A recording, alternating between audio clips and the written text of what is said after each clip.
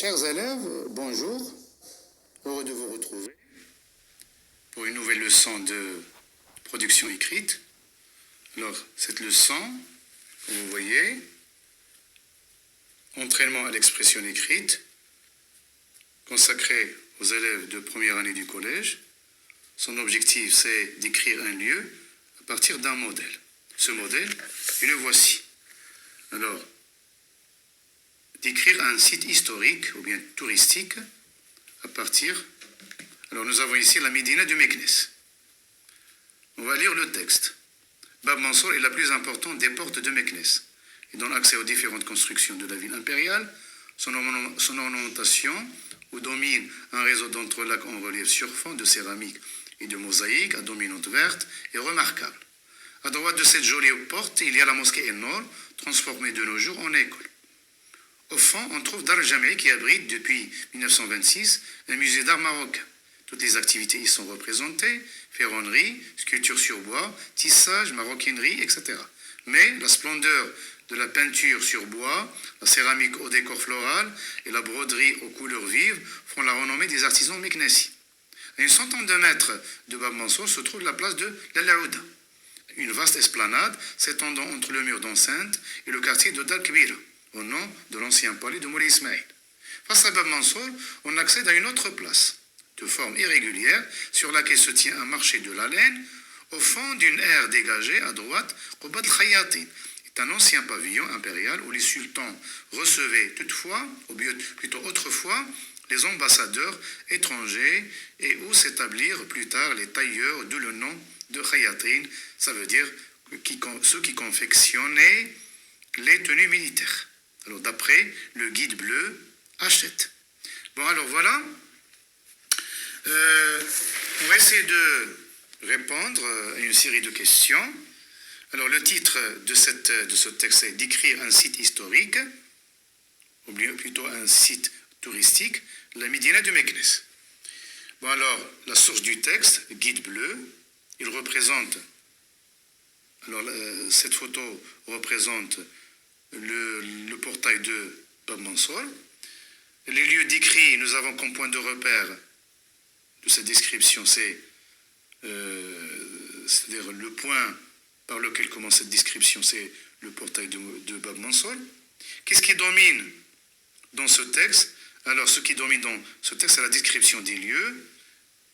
Et nous avons ici quelques données historiques, des informations historiques.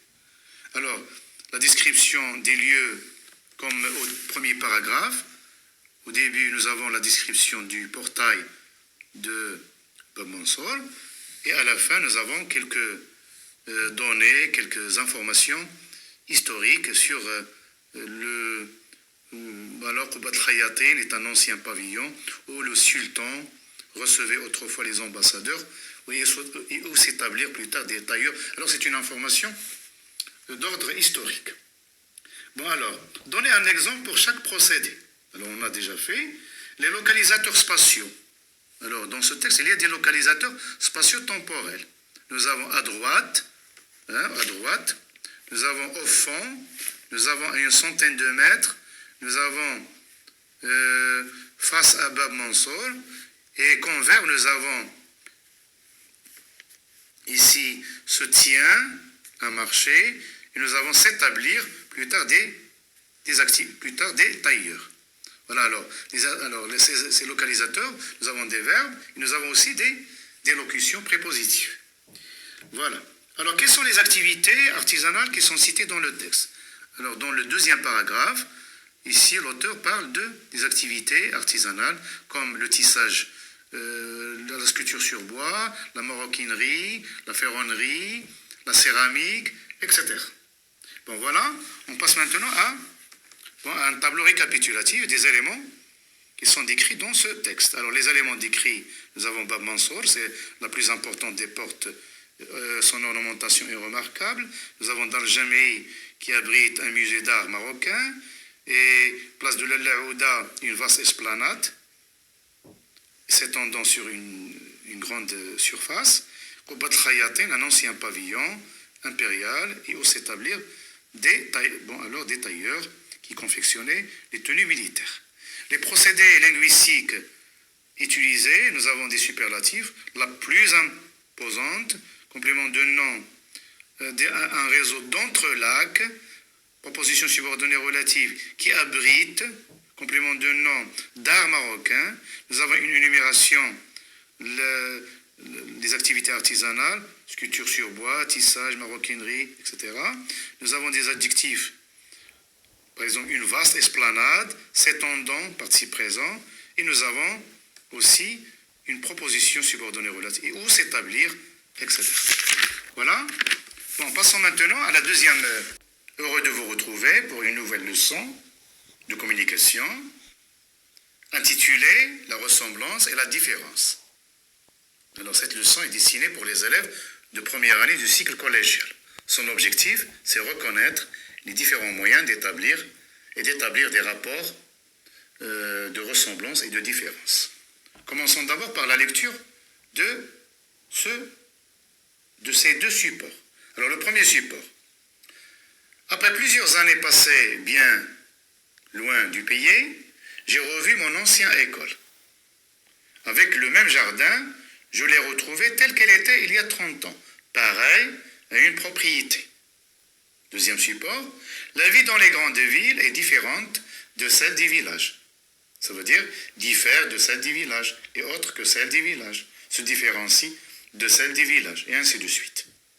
Ou bien, il a utilisé d'autres moyens pour effectuer ce travail. Ça veut dire qu'il a utilisé des moyens différents. Il n'a pas utilisé les mêmes moyens. Pour se distinguer, il a agi autrement, différemment. Au contraire, il n'a pas agi de la sorte. Au contraire, il a agi, par exemple, il n'a pas agi de la même façon. Alors, dans le premier support, comment l'auteur a-t-il retrouvé son ancienne école? Alors, il dit, je l'ai retrouvée telle qu'elle était. Ici, non, nous avons là la ressemblance. C'est-à-dire, il a retrouvé sa maison dans l'état où elle était. Ça veut dire qu'il n'a pas changé. Dans le deuxième support, les moyens qui expriment la différence, bon, ils sont par exemple, il est différent d'eux, différer d'eux, se distinguer d'eux, se différencier d'eux, et ainsi de suite. Alors, je découvre et je retiens. Alors, qu'est-ce que ça veut dire la ressemblance? La ressemblance signifie un rapport entre des personnes et des choses qui présentent des traits communs. Alors, cette relation peut s'exprimer par plusieurs procédés. Par exemple, regardons le premier exemple. Il a bondi par la fenêtre comme un chat. Tel un chat, ainsi qu'un chat, pareil à un chat, semblable à un chat. On dirait un chat, à la même façon d'un chat. Deuxième exemple, Amina ressemble à sa mère. Elle a la même physionomie que sa mère. Toutes les deux, ils ont la même physionomie. Toutes les deux, ils se ressemblent. Ils sont semblables. Ils sont pareils, identiques. Ils ont une physionomie similaire. J'ai récupéré ma valise confisquée et je l'ai trouvée telle qu'elle était. Ou bien telle qu'elle. Regardez cet exemple. Ce meuble est abîmé par la pluie. Je ne peux pas l'acheter dans l'état où il est. Je ne peux pas l'acheter telle qu'elle est. Ou bien je ne peux pas l'acheter telle qu'elle. Voilà.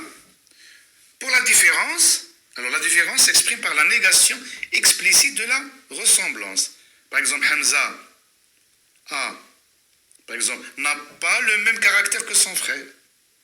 Hamza a le même caractère, exprime la ressemblance.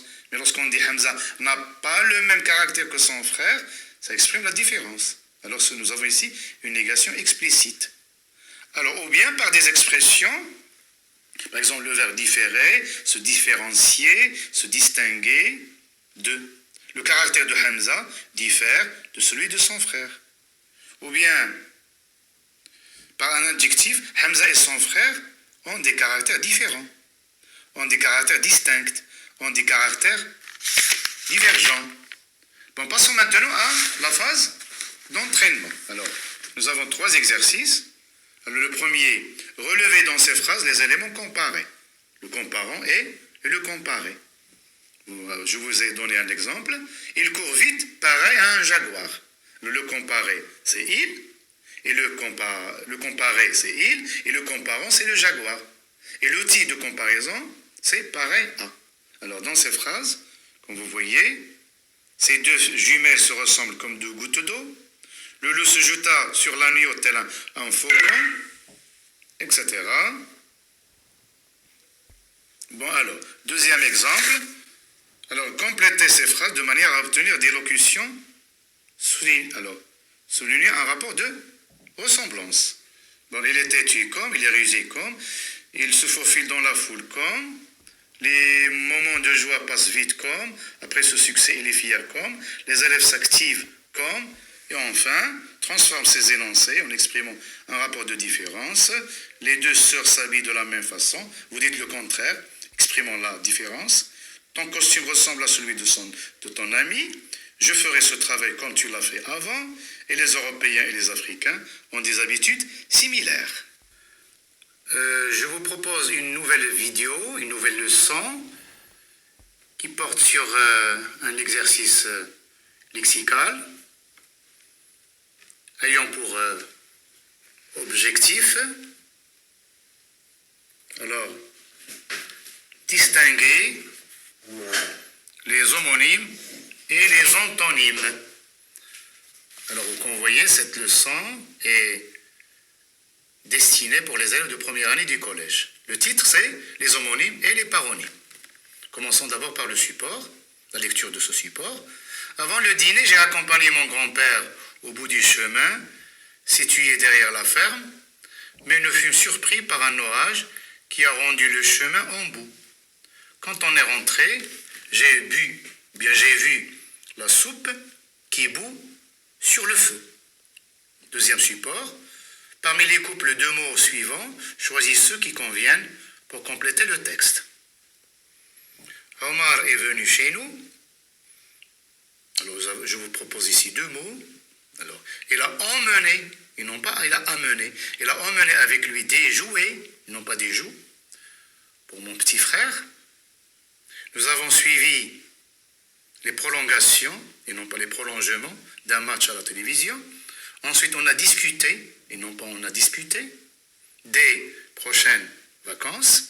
Mais le pauvre ne pourra pas nager à cause d'une fracture au bras, et non pas d'une facture. Alors, qu'est-ce qu'on peut constater? Alors, dans le premier support, vous avez des mots qui se prononcent de la même façon, mais qui n'ont pas le même sens. Par exemple, bout. Alors, j'ai accompagné mon grand-père au bout du jardin. Le bout, ça veut dire à l'extrémité du jardin, la limite. Alors, on a été surpris par un orage qui a rendu le terrain, le chemin, en boue. Alors, boue avec E, ça veut dire le sol poussiéreux. Lorsqu'il pleut, la terre devient boueuse. Il y a de la boue qui couvre la terre. Le mélange de l'eau avec de la terre. Ça, c'est ce qu'on appelle la boue. Deuxième mot, bout avec T. Alors vous voyez, bout, ça peut désigner l'extrémité d'une chose, ou bien ça peut désigner aussi le verbe bouillir. L'eau bout à 100 degrés Celsius. Elle est en état d'ébullition, en formant des bulles. Dans le deuxième support, vous avez des mots dont la prononciation est presque la même. Alors, emmener, amener, jouer, discuter, disputer. Il y a une petite différence. Voilà. Alors, je retiens. Alors, qu'est-ce que ça veut dire les homonymes? Alors, les homonymes, ce sont des mots qui se prononcent de la même manière, mais qui n'ont pas le même sens. Ils se répartissent en deux catégories. Il y a des homophones, il y a des homographes. Les homophones, ceux qui ont la même prononciation et n'ont pas forcément la même graphie. Par exemple, sans, des mots, lorsqu'on les prononce, ils se prononcent de la même façon. Mais orthographiquement, à l'orthographe, ils sont différents. Fin, tâche, c'est la différence entre ces deux mots avec, ils se distinguent par l'accent grave. Jeune, jeune. L'accent circonflexe. Bon alors, vers, vers, voix, voix, compte, compte, etc. Cours, cours. Alors, les homographes. Alors les homographes, ce sont des mots qui se prononcent et s'écrivent de la même façon.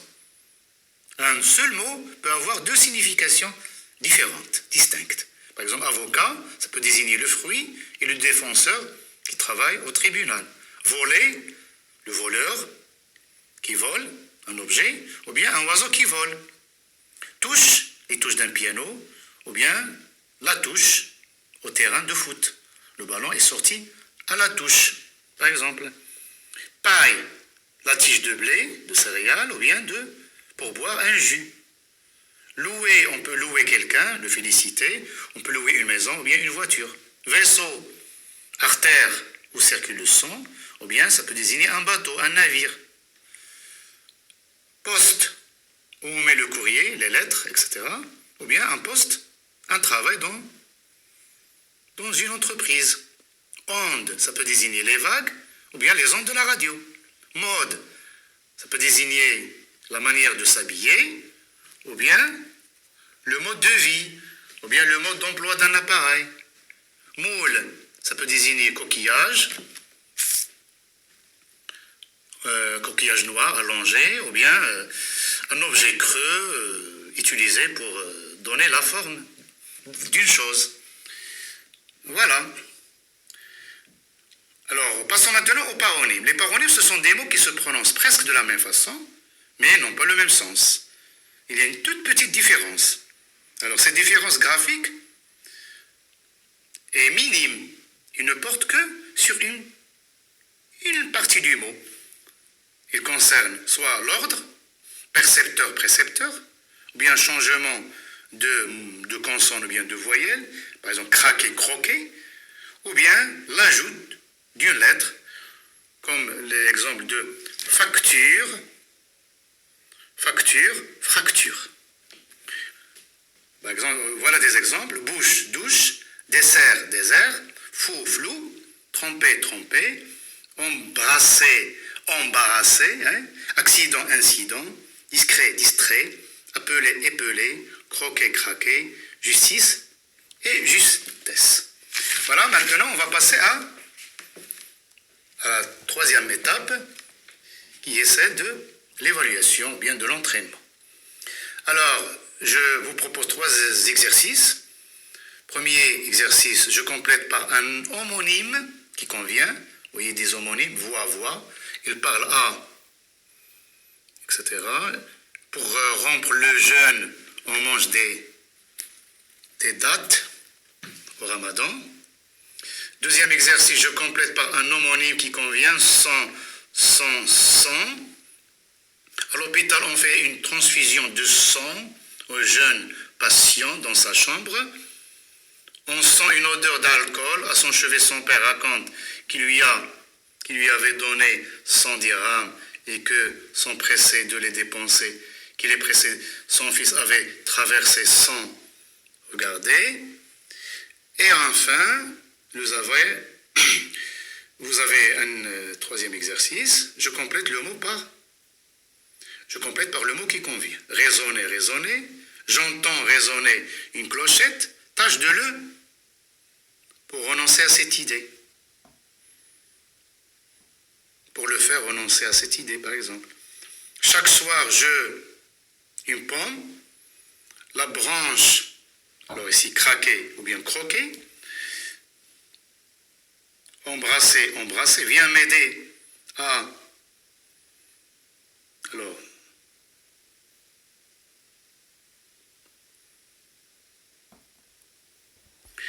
voilà.